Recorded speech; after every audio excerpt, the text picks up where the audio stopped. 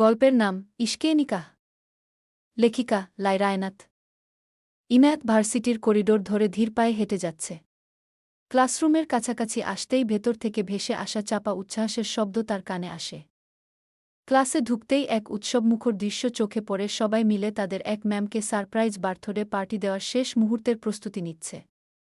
টেবিলের উপর রাখা একটা চকলেট কেক, যার মিষ্টি সুবাস পুরো ক্লাসরুমে ছড়িয়ে পড়েছে। চারপাশে কালারফুল বেলুন আর স্টুডেন্টদের এক্সাইটেড ফিসফিসানি। এই হুল্লোড় সম্পূর্ণ ইগনোর করে ইনায়েত সোজা একদম লাস্ট বেঞ্চের অন্ধকার কোণটায় গিয়ে বসে। তার বডি ল্যাঙ্গুয়েজ একদম রিল্যাক্সড, কিন্তু চোখে মুখে এক ধরনের ডেডলি উদাসীনতা। বোধহয় সে জানে আর কয়েক মুহূর্ত পরেই এই সাজানো আনন্দের মঞ্চে এক ভয়ঙ্কর ঝড় আছড়ে পড়তে যাচ্ছে। ঠিক তখনই ম্যাম ক্লাসে এন্টার করেন। সবাই সমস্বরে হ্যাপি বার্থডে বলে চিৎকার করে ওঠে। পপার ফাটানোর শব্দে ক্লাস গমগম করে।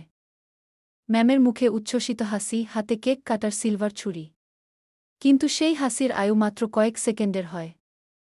হঠাৎ প্রচণ্ড শব্দে ক্লাসের দরজাটা খুলে যায়। ঝড়ের বেগে রুদ্রমূর্তিতে ভেতরে ঢোকেন ম্যামের স্বামী। তার চোখ দুটো রাগে লাল, চোয়াল শক্ত। মুহূর্তেই পুরো ক্লাসের হাসি আনন্দ উবে গিয়ে নীরবতা নেমে আসে। কেউ কিছু বুঝে ওঠার আগেই তিনি এক ঝটকায় ম্যামের হাত থেকে কেকটা ফ্লোরে ছুঁড়ে ফেলে দেন। স্পঞ্জ আর ক্রিম ছিটকে ফ্লোরে লেপ্টে যায়, ঠিক যেমনটা আজ এই নারীর বছরের পর বছর ধরে বানানো রেপুটেশনের হতে চলেছে। সজোরে একটা চড় পড়ে ম্যামের গালে। চড়ের শব্দটা ক্লাসরুমে চাবুকের মতো শোনায়। ম্যামের হাত থেকে ছুরিটা ছিটকে পড়ে যায়। এরপর উনার স্বামী তার পকেট থেকে একতারা ছবি বের করে সোজা ম্যামের মুখের উপর ছুঁড়ে মারেন। ছবিগুলো যেন স্লোমোশনে বাতাসের ঢেউয়ে ভাসতে ভাসতে পুরো ক্লাসের এমাথা থেকে ওমাথা ছড়িয়ে পড়ে। স্টুডেন্টরা কৌতূহল সামলাতে না পেরে হুমড়ি খেয়ে পড়ে ফ্লোরে পড়ে থাকা ছবিগুলো দেখার জন্য। প্রতিটি ছবিতে ম্যামের গোপন সম্পর্কের ডার্ক রিয়েলিটি দিনের আলোর মতো পরিষ্কার। মুহূর্তের মাঝে সেই ছবিগুলোর স্ন্যাপ ভার্সিটির ইন্টারনাল গ্রুপগুলোতে ভাইরাল হতে শুরু করে। চারদিকে ফিসফিসানি, ছিক ছিক আর তীব্র কটূক্তি। ম্যাম নিজেকে সামলিয়ে অফিস রূপে যান, কিন্তু যাওয়ার ঘণ্টা খানেক পরই ডাইরেক্টর তাকে ফায়ার করে দেন। এটা ইমেজের একটা বিষয়। অপমান, ঘৃণা আর লজ্জার বোঝা মাথায় নিয়ে ম্যাম টলতে টলতে করিডোরের এক কর্নারে গিয়ে ধপ করে বসে পড়েন। দুচোখ বেয়ে অবিরত নোনা জল গড়িয়ে পড়ছে, মেকআপ নষ্ট হয়ে পুরো মুখ বিভৎস দেখাচ্ছে। ঠিক তখনই নিঃশব্দে তার পাশে এসে বসে ইনায়েত। সে খুব শান্ত গলায় ম্যামের কানের কাছে মুখ নিয়ে ঠিক সাপের মতো হিসহিস করে বলে, ক্লাসে যাদের লো ক্লাস বলে অপমান করতেন, সেই স্টুডেন্টদের কাছ থেকে জন্মদিনের এমন সারপ্রাইজ পেয়ে কেমন লাগছে ম্যাম? ম্যাম চমকে আতঙ্কিত চোখে পাশে তাকান।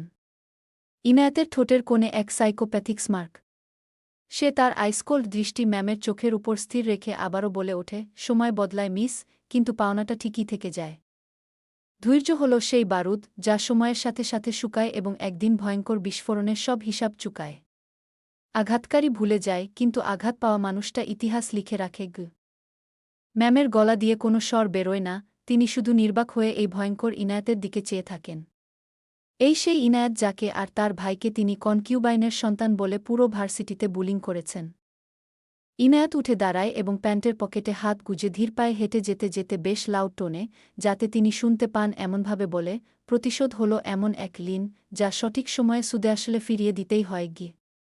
কিল্টনের ফলডাউনের পর ইনায়েত, নাভিদ আর এলিজ এখন ডিপার্টমেন্টের আনডিসপিউটেড হিরো। এত তাড়াতাড়ি কাজ শেষ করার জন্য তাদের নেক্সট মেগামিশনের ব্লুপ্রিন্ট রেডি হচ্ছে, কিন্তু ডিটেইলস এখনও টপ সিক্রেট। আগামীকাল সিনিয়রের সাথে ব্রিফিংয়ের আগে তারা আজ আন্ডারগ্রাউন্ড ট্রেনিং ক্লাবে নিজেদের রিফ্লেক্স ঝালিয়ে নিতে এসেছে। ক্লাবের ভেতরে ঘাম আর অ্যাড্রেনালিনের কড়া গন্ধ। নাভিদ চলে গেছে জিম সেকশনে হেভি ওয়েট লিফটিংয়ে, আর ইনায়েত এসে দাঁড়িয়েছে ওভারহেড স্পটলাইটে আলোকিত ফাইটিং রিংয়ের সামনে। রিংয়ের ভেতর এখন তাণ্ডব চলছে। অ্যাডাম নামের এক অ্যারোগেন্ট ফাইটার তার অপোনেন্টকে পশুর মতো পেটাচ্ছে। ফাইটের কোনো বেসিক রুলসের তোয়াক্কা নেই তার মধ্যে, শুধুই পেশিশক্তির অহংকার। অপোনেন্ট জ্ঞান হারানো মাত্রই সে রিংয়ের দড়ি ধরে চিৎকার করে ওঠে, নেক্সট! কে আছিস, সাহস থাকলে আয়, নাকি সব কটা কাপুরুষ? ইনায়েতের আজ ফাইট করার বিন্দুমাত্র মুড ছিল না, কিন্তু অ্যাডামের এই লাউড ওভার কনফিডেন্স তার কানের কাছে মশার মতো ভনভন করছে। সে খুব কুল্লি, কোনো তাড়াহুড়ো ছাড়াই সে নিজের লেদার জ্যাকেটটা খুলে কোমরে শক্ত করে গিঁট দিয়ে বেঁধে নেয়। তারপর রিংয়ের দড়ি টপকে একটা চিতা বাঘিনীর মতো অ্যাডামের চোখের সামনে গিয়ে দাঁড়ায়। সে অ্যাডামের চোখে চোখ রেখে বলে, আমি অ্যাডাম নিজের কানকে বিশ্বাস করতে পারে না। তার সামনে একটা মেয়ে ফাইট করতে এসেছে। সে হো হো করে এক বিভৎস হাসিতে ফেটে পড়ে। চারপাশের ক্রাউডকেও হাসার ইঙ্গিত দিয়ে তাচ্ছিলের সুরে বলে, কি রে পিচ্ছি, মরে গুঁড়ো হতে চাস নাকি? তোর এই প্রিটি ফেস আর স্লিম বডিটা খামোখা নষ্ট করতে চাস কেন? যা, ঘরে গিয়ে পুতুল খেল। ইনায়েতের চেহারায় বিন্দুমাত্র রিয়াকশন নেই। তার বডি ল্যাঙ্গুয়েজ একদম স্টেডি, চোখের পলক পর্যন্ত পড়ছে না। সে সোজা অ্যাডামের চোখের দিকে তাকিয়ে স্পট অন রিপ্লাই দেয়, লেটস স্টার্ট। অতিরিক্ত কথা আমার একদম পছন্দ না গি। উপস্থিত অনেকেই একটা মেয়ের এই সাহস দেখে ঘাবড়ে যায়। কেউ কেউ ইনায়েতকে রিং থেকে নেমে আসতে বলে চিৎকার করে। কিন্তু ইনায়েত টোটালি ইগনোর করে। চারপাশের অডিয়েন্স তখন অ্যাডামের নামে পাগলের মতো চিয়ার করছে। রেফারি হুইসেল বাজাতেই ফাইট স্টার্ট। শুরুতে ইনায়েত একদম ডিফেন্সিভ মোডে।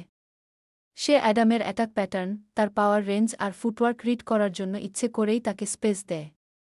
অ্যাডামের কয়েকটা ভারী হিট সে নিজের গার্ডে অ্যাবজর্ব করে নেয়। কিন্তু অ্যাডামের একটা ডিরেক্ট, রাফ পাঞ্চ ইনায়েতের গার্ড ভেদ করে সোজা তার ঠোঁটের কোণে এসে পড়ে। ছিটকে কয়েক পা পিছিয়ে যায় সে। ঠোঁট ফেটে তাজা লাল রক্ত গড়িয়ে পড়ে চিবুকে। ক্রাউড উত্তেজনায় ফেটে পড়ে। অ্যাডাম ভাবে সে জিতে গেছে। জয়ের নেশায় অন্ধ হয়ে সে যখন তার সর্বশক্তি দিয়ে ইনায়েতের পেটে ফিনিশিং ব্লোটা করতে যায়, ঠিক তখনই শুরু হয় আসল খেলা। সেকেন্ডের ভগ্নাংশে ইনায়েতের ভেতরের স্লিপিং কিলার ইনস্টিংক্টটা জেগে ওঠে। সে জাস্ট মিলিমিটারের ব্যবধানে ডাক করে অ্যাডামের হেভি পাঞ্চটা বাতাসে মিলিয়ে দেয়। অ্যাডাম তার নিজের ফোর্সেই ব্যালেন্স হারিয়ে সামান্য সামনে ঝুঁকে পড়ে। আর ঠিক সেই মুহূর্তেই শুরু হয় ইনায়েতের কাউন্টার অ্যাটাক। ব্রুট ফোর্সের বদলে পিওর, লিথাল স্পিড আর মারাত্মক টেকনিক। চোখের পলকে সে অ্যাডামের প্রসারিত হাতটা লক করে পুরো শরীরের ওয়েট দিয়ে এমনভাবে মোচড় দেয় যে হাড় মটকে যাওয়ার একটা সূক্ষ্ম, ক্রাঞ্চিং শব্দ পুরো রিংয়ে ইকো হয়।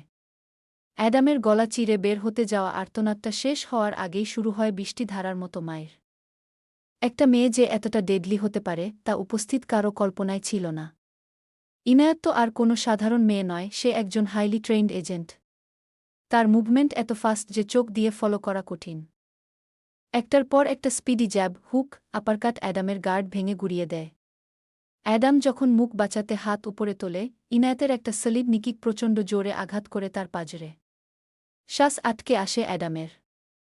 ব্যালেন্স হারিয়ে হাঁটু গেড়ে বসে পড়ার আগেই ইনায়েতের ধারালো এলবো স্ট্রাইক সোজা আছড়ে পড়ে তার ঘাড়ের কাছে। অ্যাডামের সমস্ত অহংকার আর ডিফেন্স চূর্ণবিচূর্ণ হয়ে যায়। তার মুখ থেকে গলগল করে রক্ত বেরিয়ে ম্যাট ভাসিয়ে দিচ্ছে। সে টলতে টলতে উঠে দাঁড়ানোর চেষ্টা করে, কিন্তু তার আগেই ইনায়েত নিজের বডি স্পিন করে শূন্যে ভেসে একটা perfect, high voltage roundhouse kick land করে অ্যাডামের চোয়ালে। আর অ্যাডাম জ্ঞান হারিয়ে একটা কাটা গাছের মতো ফ্লোরে লুটিয়ে পড়ে। তার শরীরটা একবার কেঁপে উঠেই সম্পূর্ণ নিশ্চল হয়ে যায়। দর্শকদের মুখের উল্লাস জমে বরফ হয়ে গেছে।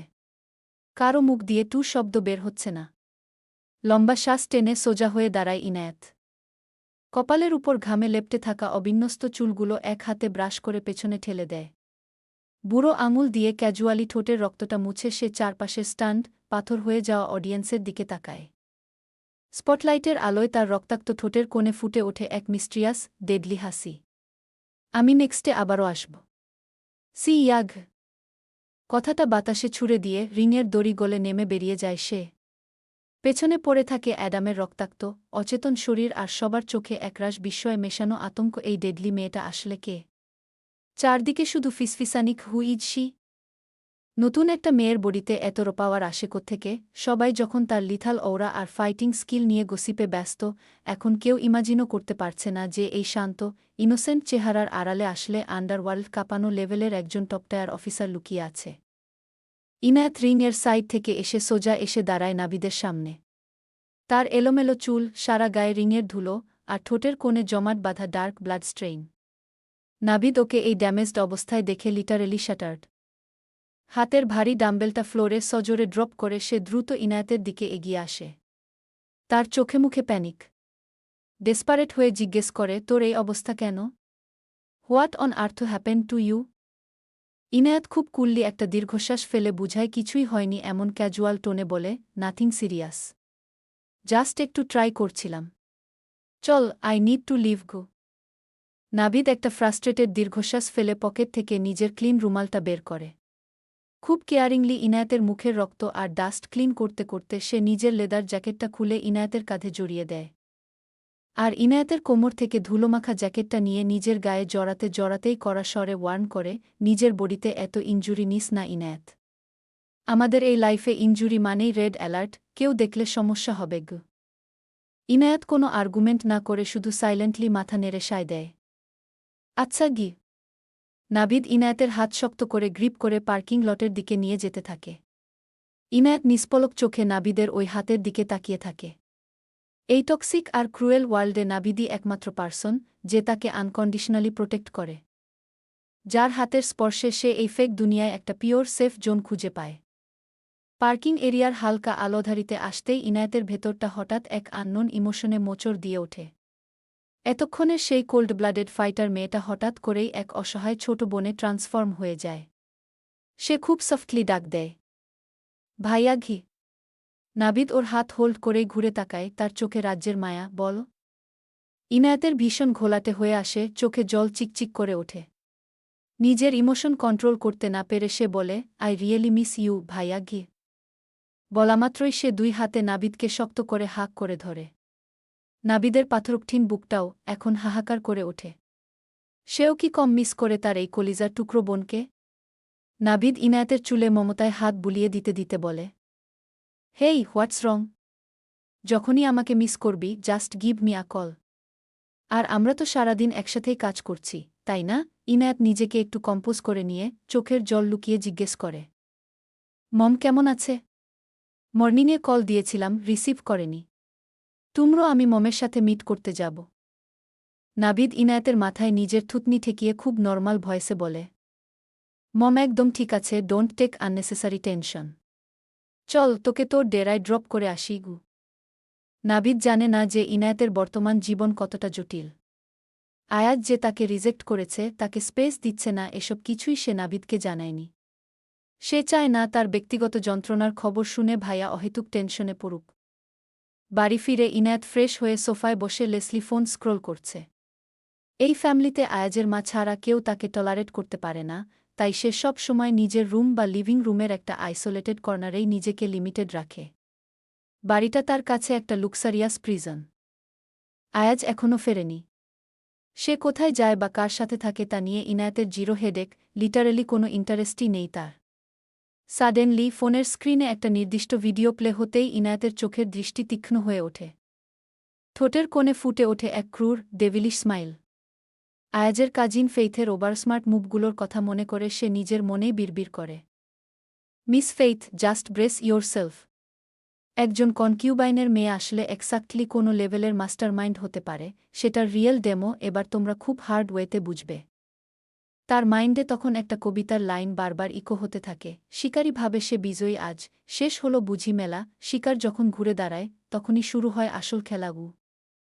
ঠিক এই মোমেন্টেই মেইন ডোর ওপেন করে আয়াজ ঘরে প্রবেশ করে।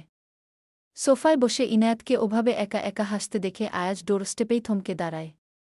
তার হাসিটা বড় অদ্ভুত, এটা তার চেনা ইনায়েতের স্মাইল নয়, এটা এক ডার্ক, ক্যালকুলেটিভ স্মাইল। এই মেয়েটার মুখে এমন ডেডলি আর সাইকোটিক ভাইব আয়াজের আগে কখনো নোটিশ করেনি। আয়াজের পায়ের শব্দ শোনামাত্রই ইনায়েত ইনস্ট্যান্টলি তার এক্সপ্রেশন সুইচ করে একদম নর্মাল, এক্সপ্রেশনলেস হয়ে যায়।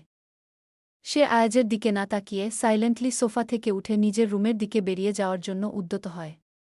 কিন্তু আয়াজ এগিয়ে এসে সরাসরি তার পথ ব্লক করে দাঁড়ায় আর সরাসরি জিজ্ঞেস করে, তুমি মিস লিনার সাথে এটা করলে, তাই না? Don't try to play games with me Inayat, just tell me the truth. আয়াজের মুখে প্রশ্নটা শুনে ইনায়েত ভরকে যায় না। কারণ মিস লিনাকে সারপ্রাইজ দেওয়ার কথা বলে করিডোরের পেরিয়ে যখন সামনে এগোচ্ছে ইনায়েত, ঠিক তখনই করিডোরের উল্টো দিক থেকে আসা আয়াজের স্থির, তীক্ষ্ণ দৃষ্টিটা ওর চোখে পড়েছিল। আয়াজের সেই চাহনি বলে দিচ্ছিল সে সবটা ধরে ফেলেছে। আয়াজ কোনো বোকা মানুষ নয়, ওর প্রখর তীক্ষ্ণ বুদ্ধি ইনায়েতের প্রতিটি চাল নিখুঁতভাবে স্ক্যান করে নিয়েছে।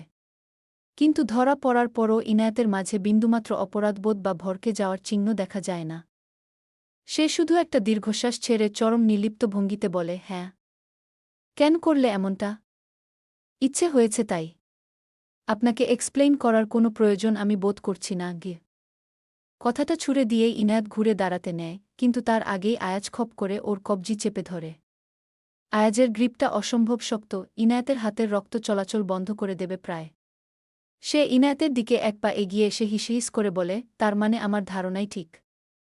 আমি যেমনটা ভেবেছিলাম, তুমি ঠিক তেমনটাই মারাত্মক স্বার্থপর আর আগাগোড়া শয়তান একটা মেয়ে গি। ইনায়েত ননশেল্যান্ট একটা লুক নিয়ে সোজা আয়াজের জ্বলন্ত চোখের দিকে তাকায়। ওর চাহানিতে কোনো অনুতাপ নেই যে হ্যাঁ, সেটাই উ। ওর এই নির্বিকার ভাব আয়াজের ভেতরের আগুন তো আরও উস্কে দেয়। শুধু শয়তান নয়, তুমি টাকার পেছনে দৌড়ানো একটা থার্ড ক্লাস গোল্ড ডিগার। স্রেফ টাকার জন্যই তুমি এসব নোংরামি করছো, তাই না? এবার ইনায়েতের ঠোঁটের কোণে একটা তাচ্ছিলের স্মার্ক ফুটে ওঠে। টাকার পেছনে কি শুধু আমি একাই দৌড়াই? আপনারা দৌড়ান না? নাকি না দৌড়েই এমন রয়্যাল হয়ে গেছেন? অন্তত তোমার মতো চিপ কাজ তো করিনি। ওহ, রিয়েলি? আমি চিপ? একজন স্টুডেন্টের অসহায়ত্ব নিয়ে মজা করা, হাসব্যান্ড থাকা সত্ত্বেও অন্য পুরুষের সাথে পাশা খেলা, এগুলো কি চিপ নয়? আমি চিপ হলে আমি চিপ, তাতে কার বাপের কি? রাগে অন্ধ হয়ে আয়াজ এক ঝটকায় ইনায়েতকে টেনে নিজের চওড়া বুকের কাছে নিয়ে আসে। দুজনের মাঝখানের দূরত্বটুকু মুছে গিয়ে এখন শুধু উষ্ণ শ্বাসের আদান প্রদান হচ্ছে। ইনায়েতের চোখে চোখ রেখে ডেডলি টোনে শাসিয়ে আয়াজ বলে, শোনো, বাইরের লোকের সাথে যা গেম খেলার খেলছো, খেলো।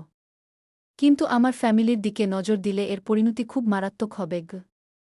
ইনায়েত বিরক্ত হয়ে নিজের হাতটা ছাড়িয়ে নেওয়ার জন্য মুচড়ে ওঠে, কি আমি কারও পেছনে লাগছি না। হাতটা ছাড়ুন আমার। আপনার ফ্যামিলির সাথে আমার বিন্দুমাত্র লেনাদেনা নেই গু। কিন্তু আয়াত যেন জেদ ধরে বসে। ইনায়েতের হাতটা নিজের বুকের কাছে আরও শক্ত করে চেপে ধরে ঘোরের মধ্যে বলে ওঠে, আমি ছাড়ব না। এভাবেই ধরে রাখবু। এবার ইনায়েতের ধৈর্যের বাঁধ পুরোপুরি ভাঙে। সে মারাত্মক বিরক্ত হয়ে বলে, তাহলে একটা কাটার নিয়ে আসুন গো। আয়াজ ভ্রু কুঁচকে তাকায়, মাথা খারাপ হয়ে গেছে তোমার? হ্যাঁ, হয়ে গেছে। ইনায়েত প্রায় চিৎকার করে ওঠে, কাটার নিয়ে আসুন। আমি হাতটা শরীর থেকে আলাদা করে দিচ্ছি, আপনি সেটা নিয়ে বসে থাকুন। ওর এমন ডেসপারেশন দেখে আয়াজ কয়েক মুহূর্ত স্তব্ধ হয়ে থাকে। এরপর আস্তে করে গ্রিপ আলগা করে হাতটা ছেড়ে দেয়। ইনায়েত বিরক্তি নিয়ে ওকে ওপর থেকে নিচ পর্যন্ত একবার স্ক্যান করে হনহন করে সামনের দিকে পা বাড়ায়। আয়াজ ধপ করে করিডোরের পাশের সোফায় বসে পড়ে। ওর হার্টবিট অস্বাভাবিকভাবে বিট করছে। এই ইনায়েত মেয়েটা আসলেই খুব ডেঞ্জারাস। আয়াজের মতো একজনকেও সে তার কথার ধারে আর জেদে ঘায়েল করে দেয়। ড্যাম ইট, কী বাজে অবস্থা! করিডোরের আরেক প্রান্তে এসে ইনায়েত নিজের ফোনটা বের করে। স্ক্রিনের নির্লিপ্ত মুখটা কিছুটা রহস্যময় দেখাচ্ছে। একটা ফেক বার্নার অ্যাকাউন্ট লগইন করে ওর বাবা, মিস্টার ইভানের অ্যাকাউন্টে কয়েকটা ছবি সেন্ড করে সে। সাথে ছোট্ট একটা টেক্সটও দেয়, $7 মিলিয়ন, আদারওয়াইজ এগুলো লিক হয়ে যাবে। ছবিগুলো ইভানের সাথে তাদেরই বাড়ির এক মেইডের ইন্টিমেট কিছু মুহূর্তের। নিজের বাবাকেই ব্ল্যাকমেইল করাটা নোংরা একটা কাজ, ইনায়েত সেটা খুব ভালো করেই জানে। কিন্তু তার মনে বিন্দুমাত্র অনুশোচনা নেই। তার বাবা যে কতটা চরিত্রহীন সেটা সে জানে। এসব বাইরে জানিয়ে কোনো লাভ নেই, তাই সে নিজের মতো করে ফায়দাটা উঠিয়ে নিচ্ছে। সন্তান হিসেবে তো সে বাবার থেকে কিছু পায়নি, তাহলে এভাবেই তার পাওনা সে হাসিল করে নিক। মিস্টার ইভান যথারীতি ভয় পেয়ে ইমেজ বাঁচাতে টাকা দিতে রাজি হয়ে যান। একটা লোকেশন সেন্ড করে স্ক্রিনটা অফ করে দেয় ইনায়েত। সামনে পা বাড়াতেই ওর পথ আটকায় এরিক। ইনায়েতকে দেখেই সে চেনা ফ্লার্টিংয়ের ভঙ্গিতে হাসে, হোয়াটস আপ, সিস্টার-ইন? ইনায়েত মনে মনে বিরক্ত হলেও মুখে একটা মেকি হাসি ঝুলিয়ে বলে, এই তো সারভাইভিং। আপনার কি খবর? এরিক সুযোগ পেয়ে স্মুথলি বলে, খুব একটা ভালো যাচ্ছিল না।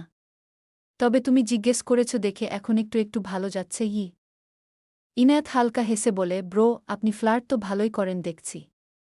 তবে এই লাইনটা বড্ড ম্যাসি মনে হচ্ছে। নেক্সট টাইম নতুন কিছু ট্রাই করুন গ। কথাটা বলেই সে এরিককে অবলীলায় পাশ কাটিয়ে চলে যায়। আয়াজ ইনায়েতের পেছনেই আসছে এবং পুরো কথোপকথনটাই সে দূর থেকে শোনে। সে ধীর পায়ে এগিয়ে এসে এরিকের কাঁধে হাত রাখে। তারপর একটা চিলিং স্মাইল দিয়ে বলে, হলি তো অপমান? শোনো, আমার জিনিসের দিকে একদম চোখ দিবি না। আমার আসল রূপটা তো জানিস। টেনে ছিঁড়ে ফেলতেও 2 মিনিট লাগবে না গে। আয়াজের ডার্ক টোন আর চোখের ক্রূর দৃষ্টি দেখে এরিক থতমত খেয়ে হেসে বলে, আরে না ম্যান, আমি তো জাস্ট ফান করছিলাম গু। এরিককে একপাশে সরিয়ে দিয়ে আয়াজ সামনে পা বাড়ায়। যাওয়ার আগে নিচু কিন্তু ভয়ঙ্কর স্বরে বলে যায়, ফানও করবি না। ও এখন আমার। আর আমার মানুষের দিকে অন্য কারো তাকানোটাও আমি টলারেট করি না গিয়ে। করিডোর দিয়ে গাম্ভীর্য নিয়ে হাঁটতে হাঁটতেই আয়াজ নিজের ফোনটা বের করে একটা গ্রুপে একটা টেক্সট ড্রপ করে। আজ রাতে ইতালিয়ানদের সাথে বোর্ড মিটিং হবে গু। আয়াজকে কিন্তু নর্মাল কেউ মনে করবেন না, এতটুকু বলেই দিলাম।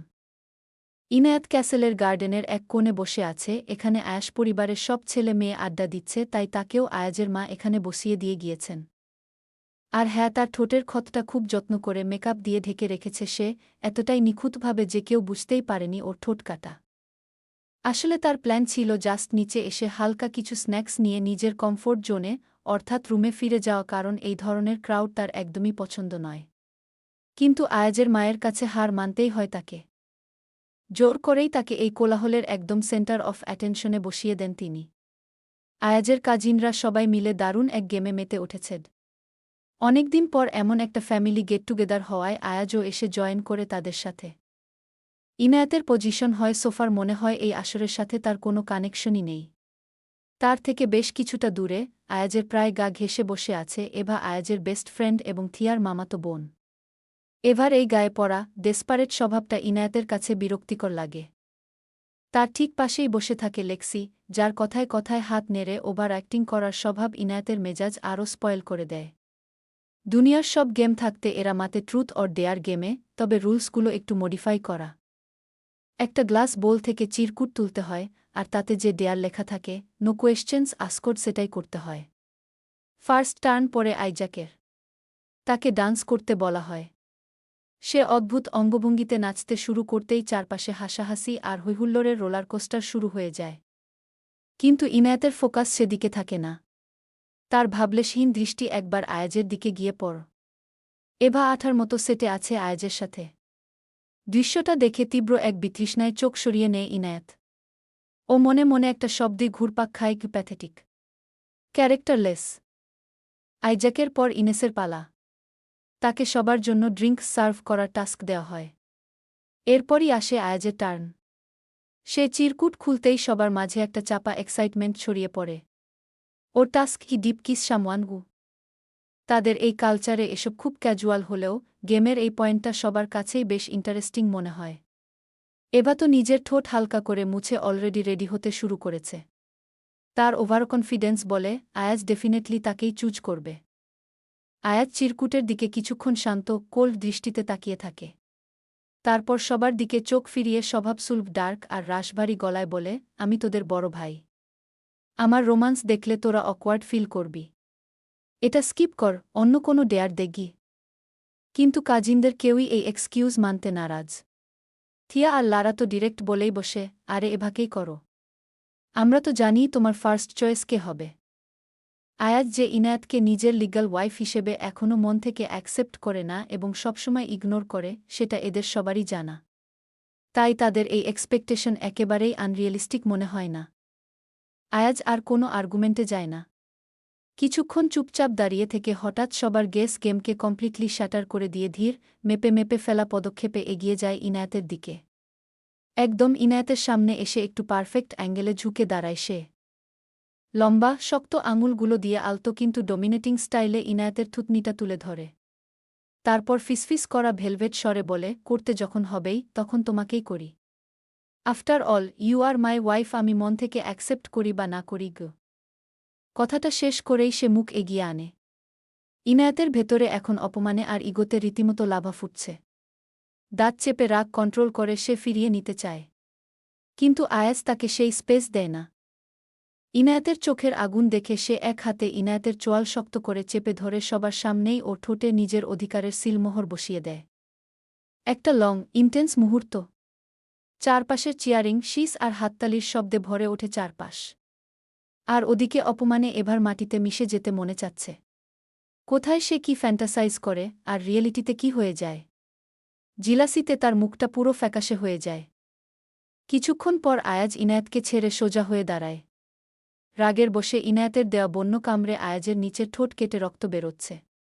নিজের ঠোঁট থেকে সদ্য চুইয়ে পড়া রক্তটুকু আঙুলের উল্টোপিঠে খুব ক্যাজুয়ালি ওয়াইপ করতে করতে কাজিনদের দিকে তাকায় আয়াজ। ঠোঁটের কোণে একটা ডেভিলিশ স্মার্ট ঝুলিয়ে স্বভাবসুলভ অ্যারোগেন্ট ভঙ্গিতে বলে, তোদের এই গেমের চক্করে আমার তো ঠোঁটই কাটল। কাল থেকে খেতে প্রবলেম হলে আমার খাবার কিন্তু তোদেরই খাইয়ে দিতে হবে, মাইন্ড ইট। কথাটা শেষ করেই আয়াজ তার কর্তৃত্বপরায়ণ স্বভাব অনুযায়ী লেক্সিকে সামান্য সরে যাওয়ার ইশারা করে। লেক্সি জায়গা ছেড়ে দিতেই আয়াজ ইনায়াতের ঠিক গা ঘেঁষেই বসে পড়ে। আয়াজের পারফিউমের কড়া সুবাস আর সদ্য কেটে যাওয়া ঠোঁটের কাঁচা রক্তের হালকা মেটালিক গন্ধ মিলেমিশে ইনায়াতের নাকে ধাক্কা খায়। রাগের বসে ইনায়াতের করা বন্য কামড়ে আয়াজের ঠোঁট কেটে যে রক্ত বেরিয়েছে তার কিছুটা লালচে ছোপ এখনও ইনায়াতের নিজের ঠোঁটেও লেগে থাকে। অপমানে, ক্ষোভে আর অকল্পনীয় এক অস্বস্তিতে ইনায়াতের সারা শরীর তখন রিরি করে কাঁপছে। এটি তার সয়ত্নে লালন করা ফার্স্ট কিস, আর সেটি কিনা আয়াজের মতো একজন অহংকারী মানুষের কাছে এভাবেই বেহাত হয়ে গেল। ইনায়াত তীব্র ঘেন্নায় হাতের উল্টোপিঠ দিয়ে নিজের ঠোঁটটা জোরে মুছে নেয়। তারপর একেবারে প্রাণহীন, শান্ত পাথরের মতো বসে থাকে। কিন্তু তার ভেতরের চাপা রাগ তো আগ্নেয়গিরির মতো ফেটে পড়ার অপেক্ষায় আছে। নিজেকে যেকোনো মূল্যে শান্ত রাখতে সে তার 2 হাত দিয়ে সোফার নরম কাভারটা এমন শক্ত করে খাবলে ধরে রাখে ওর হাতের নখগুলো কাপড়ের ভেতর গেঁথে যায়। ওদিকে চারপাশের হৈহুল্লোড় থামে না, আবারও গেম শুরু হওয়ার তোড়জোড় চলে। ইনায়াত শান্ত গলায় বলে ওঠে, আমি আর খেলছি না, আমি এমনিই বসে দেখছি। ওর গলার স্বরের কাঠিন্য শুনে আর কেউ তাকে নিয়ে জোরাজুরি করে না। গেম আগের মতোই তার নিজস্ব গতিতে চলতে থাকে। তবে পুরো আসরে এবার চোখ বারবার তীরের মতো ছুটে আসে আয়াজের দিকে। ঈর্ষায় আর অপমানে তার মুখটা থমথম হয়ে গেছে। সবাই যখন গেম নিয়ে ব্যস্ত, ঠিক তখনই আয়াজ নিজের বা হাতটা ইনায়াতের হেলান দেওয়া সোফার হেডবোর্ডে আলতো করে রাখে। তার পেশিবহুল শরীরটা ইনায়াতের একদম কাছাকাছি ঝুঁকে আসে, এতটাই কাছে যে আয়াজের উষ্ণ নিঃশ্বাস ইনায়াতের কানের কাছে আছড়ে পড়ে। তারপর অত্যন্ত নিচু, রাশভারী কিন্তু তাচ্ছিল্যে ভরা ফিসফিসে গলায় সে বলে, সবার সামনে কিস করেছি বলে আবার নিজের মনে ফ্যান্টাসি তৈরি করে ভেবো না যে তোমায় কোনো প্রায়োরিটি দিচ্ছি। জাস্ট কিপ ইন মাইন্ড, এটা জাস্ট একটা গেম। কথাটা শোনামাত্রই ইনায়াত ঝটকা মেরে আয়াজের দিকে ঘোরে। তার আয়তাকার চোখ দুটো রাগে রীতিমতো রক্তবর্ণ ধারণ করেছে। ও দাঁত চেপে হিসহিস করে জবাব দেয়, আপনার মতো একজন মানুষের কাছ থেকে প্রায়োরিটি পাওয়ার চেয়ে মরে যাওয়া আমার কাছে অনেক বেশি সম্মানের। কার কথায় আপনি কিস করেছেন আমাকে? একবারও কি আমার পারমিশন নেওয়ার প্রয়োজন বোধ করছেন? ইনায়াতের এই বারুদ্ধাসা কথায় আয়াজের বিন্দুমাত্র হেলদোল হয় না। সে এসব কথায় পাত্তাই দেয় না। উল্টো ইনায়াতের রাগে লাল হয়ে থাকা মুখের দিকে একদৃষ্টে তাকিয়ে থাকতে থাকতে ঠোঁটের কোণে শয়তানি হাসিটা ঝুলিয়ে রেখে অত্যন্ত ঠাট্টার সুরে বলে, উফ, তোমায় এভাবে রাগলে তো একদম টমেটো সসের মতো ইয়ামি ইয়ামি ফিল আসে। আমার সামনে এমন রাগ দেখিও না, পরে টমেটো মনে করে সত্যি সত্যি কামড়ে দিলে কিন্তু আমার কোনো দোষ দিতে পারবে না। এই কথার পর ইনায়াত বুঝতে পারে, এই বেপরোয়া আর ইগোস্টিক লোকটার সাথে তর্ক করাটা নেহায়েতই বোকামি। সে আর টু শব্দটিও না করে একটা অবজ্ঞার দৃষ্টি ছুড়ে দিয়ে ধপ করে উঠে দাঁড়ায় এবং সোজা রুমের দিকে পা বাড়ায়। আয়াজ নিজের জায়গায় বসেই এক দৃষ্টিতে ওর যাওয়ার পথের দিকে তাকিয়ে থাকে। তার ডার্ক চোখ দুটোতে অদ্ভুত এক তৃপ্তি, আর ঠোঁটের কোণে তখনও ঝুলতে থাকে এক রহস্যময়, মুচকি হাসি। রুমে ঢুকেই ইনায়াত সোজা ওয়াশরুমে গিয়ে সশব্দে দরজাটা লক করে দেয়। বেসিনের সামনে দাঁড়িয়ে সে ট্যাপের ঠান্ডা পানি ছেড়ে দেয়। আয়াজের জোরপূর্বক স্পর্শের কথা মনে পড়তেই ঘেন্নায় তার রীতিমতো গা গুলাতে শুরু করেছে। হাতের তালুতে পানি নিয়ে পাগলের মতো নিজের ঠোঁট ঘষতে থাকে সে, অন্তত 100 বারের উপর কুলি করে মুখের ভেতরের অস্বাদ দূর করার চেষ্টা করে। কি এক জঘন্য, বিশ্রী এক্সপেরিয়েন্স! যদি এটি কোনো ভালোবাসার কিস হয়, তবে অনুভূতিটা হয়তো অন্যরকম হতো, কিন্তু এটি তো জাস্ট অধিকার ফলানোর এক নোংরা খেলা। আয়নার দিকে তাকাতেই নিজের রাগে জ্বলতে থাকা, জলভেজা প্রতিবিম্বটা চোখে পড়ে ইনায়াতের। চোখ দুটো এখনও লাল, বুকটা হাঁপারের মতো ওঠানামা করছে। কিন্তু কিছুক্ষণ আয়নার দিকে স্থিরভাবে তাকিয়ে থাকতেই হঠাৎ তার চেহারার এক্সপ্রেশন ম্যাজিকের মতো পাল্টে যেতে থাকে। রাগের মেঘ কেটে গিয়ে সেখানে জায়গা করে নেয় একটা ভয়ঙ্কর নীরবতা। আর তারপরেই তার ভেজা ঠোঁটের কোণে ধীরে ধীরে ফুটে ওঠে একটা হিসেবি এবং তীক্ষ্ণ শয়তানি হাসি। লন্ডন শহরের যান্ত্রিক কোলাহল আর কংক্রিটের জঙ্গল থেকে বহু দূরে, জনমানবহীন এক গহীন অরণ্যের বুক চিরে দাঁড়িয়ে আছে শতবর্ষী এক পরিত্যক্ত ক্যাসেল। সেই ক্যাসেলেরই আন্ডারগ্রাউন্ডের একটি স্যাঁতসেঁতে, সাফোকেটিং সেলে বাতাসের বদলে ভারী হয়ে আছে পোড়া মাংস আর জমাট বাঁধা রক্তের তীব্র, বমি উদ্রেককারী গন্ধ। সেলের রুমের ঠিক মাঝখানে সিলিং থেকে ঝুলে আছে ইনায়াতের স্টেপসিস্টার ফ্রেয়া। তার 2 হাত কবজি বরাবর মোটা, খসখসে দড়ি দিয়ে শক্তভাবে বাঁধা। দড়ির নির্মম ঘর্ষণে কবজির চামড়া ছিলে অবিরাম রক্ত ঝরছে। কিন্তু সেই ব্যথার চেয়েও ভয়াবহ তার পুরো শরীরের বর্তমান অবস্থা। টানা ৪৮ ঘণ্টার হাইভোল্টেজ ইলেকট্রিক শকের কারণে তার শরীরটা এখন এক জীবন্ত লাশে পরিণত হয়েছে। ঝলসে যাওয়া চামড়াগুলো খসে পড়ছে, শরীরের প্রতিটি নার্ভ বোধহয় যন্ত্রণায় চিৎকার করছে। মৃত্যুর ঠিক দ্বারপ্রান্তে দাঁড়িয়ে ধুঁকছে সে, তার প্রতিটি নিঃশ্বাস একটি জ্বলন্ত অগ্নিকুণ্ড। তার ঠিক নিচেই মেঝের উপর পড়ে আছে এক পচন ধরা লাশ। এই সেই ছেলে ফ্রেয়া, যার হাত ধরে এক ব্রাইট ফিউচারের স্বপ্ন চোখে নিয়ে পালিয়েছিল। আজ সেই ছেলেটার নিথর দেহ পোকামাকড়ের খাবারে পরিণত হয়েছে। চোখের সামনে নিজের ভালোবাসার মানুষের এই বিভৎস পরিণতি ফ্রেয়ার মেন্টাল ট্রমাকে ইনফিনিটি পর্যন্ত বাড়িয়ে দিচ্ছে। তীব্র শারীরিক যন্ত্রণা আর প্যানিক অ্যাটাকের মাঝেই ফ্রেয়া ঘোলাটে চোখে নিচের দিকে তাকায়। গলা দিয়ে স্বর বের হচ্ছে না, তাও জমানো সর্বশক্তি দিয়ে সে এক বুকফাটা আর্তনাদ করে ওঠে, আমাকে আর এত কষ্ট দিও না Ayaz. Please, just kill me. Please আমায় মেরে ফেলো। নিচে ফ্রেয়ার ঠিক সামনেই দাঁড়িয়ে আছে আয়াজ। পরনে তার এক্সপেন্সিভ ডার্ক স্যুট, চুলে পরিপাটি স্টাইলিং। ফ্রেয়ার এই করুণ, বিভৎস দশার দিকে তাকিয়ে তার ঠোঁটের কোণে ফুটে ওঠে এক শীতল, সাইকোপ্যাথিক হাসি। নির্বিকার স্বরে সে বলে, তোমার তো ঠিক এভাবেই মৃত্যু হওয়ার কথা ছিল, ডার্লিং। আমার সাথে বিয়ে ঠিক করে তুমি অন্যের সাথে পালিয়ে গেলে, আমাকে রিজেক্ট করলে। This is what you deserve গো। ফ্রেয়া যন্ত্রণায় ডুকরে কেঁদে ওঠে, তার শরীর থরথর করে কাঁপছে। আমাকে মাফ করে দাও প্লিজ, আমি বুঝতে পারিনি তুমি এমন গু। কথাটা শুনে আয়াজের মনে হচ্ছে দারুণ কোনো জোক শুনো। শব্দ করে হেসে উঠে পকেটে হাত গুজে নেয় সে। তারপর প্রতিটি শব্দ মেপে মেপে বলে, মাফ তো করতেই পারতাম, কিন্তু বিষয়টা যে আমার ইগোর, তাই সেটা আর হচ্ছে না। আমি আসলে কি, আমার ডার্ক সাইডটা কতটা ভয়াবহ তা তো এখন হাড়ে হাড়ে টের পাচ্ছ। তবে হ্যাঁ, একটা কথা স্বীকার করতেই হয়, তোমার চেয়ে তোমার বোনকে আমার কাছে অনেক বেশি স্যাটিসফাইং মনে হয়েছে।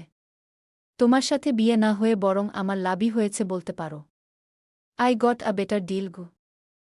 এই কথা শুনে ফ্রেয়ার চোখের দৃষ্টিতে এক মরীচিকার মতো আশা ফুটে ওঠে।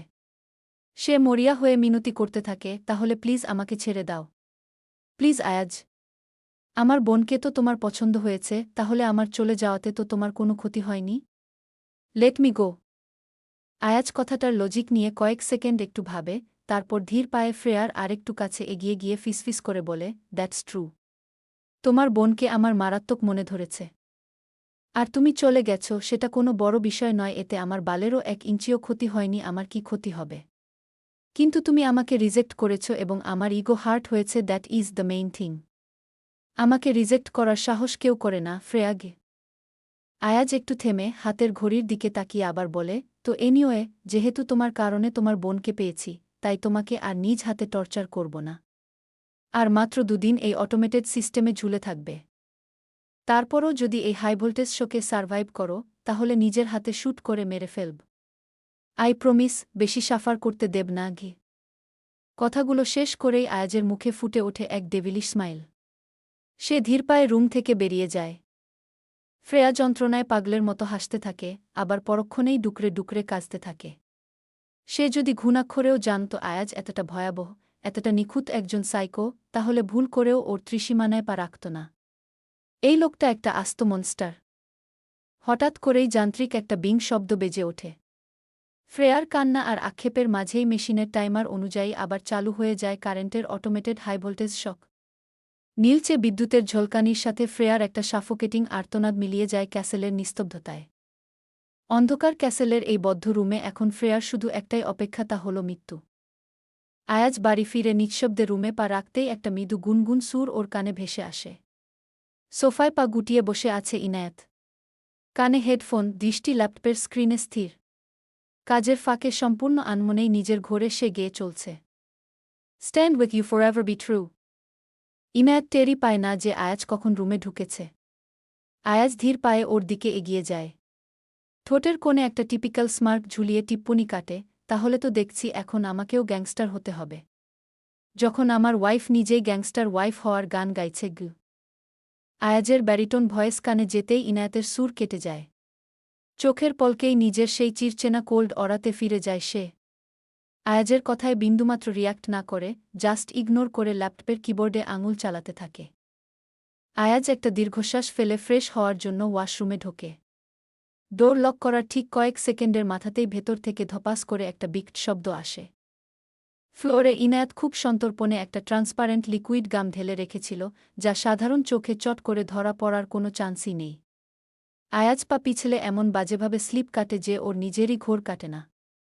কোনোমতে ব্যালেন্স করে উঠতে যেতেই আবারও পড়ে। মাজার হাড্ডিটা তো ভাঙার উপক্রম, সাথে ইগোটারও একেবারে দফারফা হয়ে গেল তার।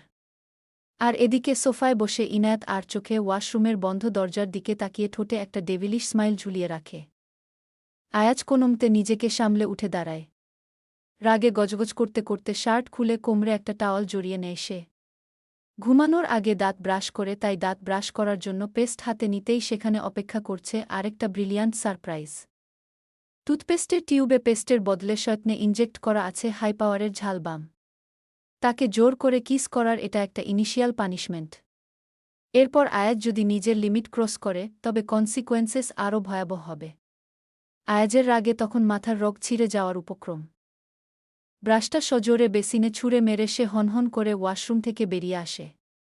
এটা যে ইনায়েতের কাজ সেটা ও ভালো করেই জানে। আয়াজ জ্বলন্ত চোখে চিৎকার করে ওঠে, Inayat! What the hell is this? এসব ফাইজলামির মানে কি? ইনায়েত বিন্দুমাত্র প্যানিক করে না।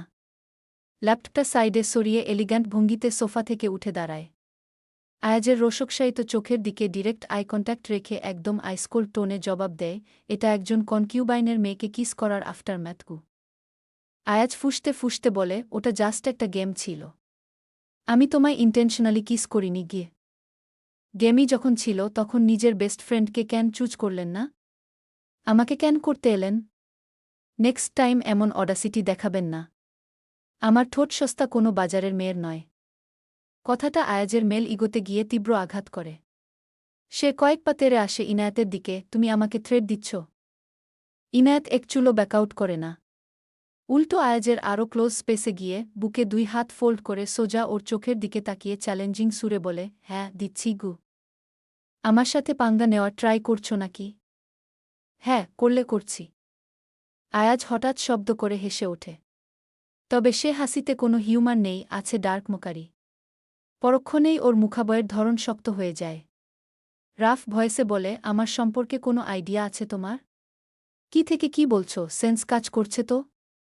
ইনায়েত এবার নিজের একটা আঙ্গুল সোজা আয়াজের খালি বুকের বা পাশে রাখে।